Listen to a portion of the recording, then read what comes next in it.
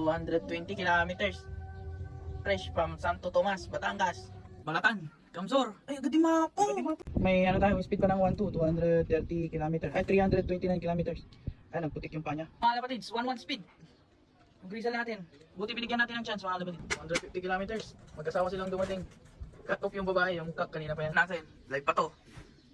Tig 900 speed nito, simula first lap. Nag-speed lang siya ng 859 ng second lap. Pero after noon, lahat yun nag 900 speed na. Then, Donsol, Sorsogon. After nung Donsol, matnog na. Final lap na yun mga kapatids.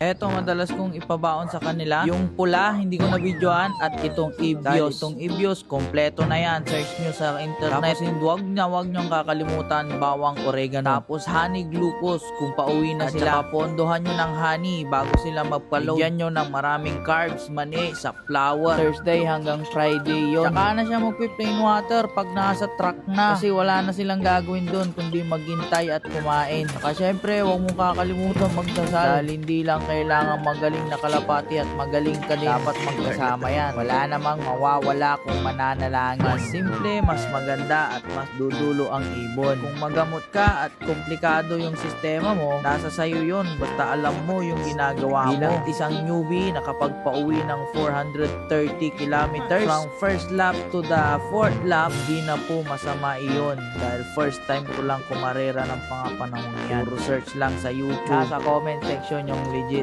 na Evios.